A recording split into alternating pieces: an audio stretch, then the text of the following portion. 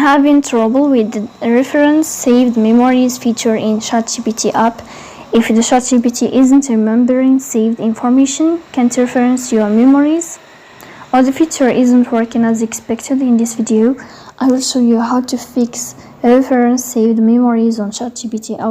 The first thing you have to do is to go to ChatGPT like this. Then here in this page, you will move to above. You will tap to, or you click on your profile here.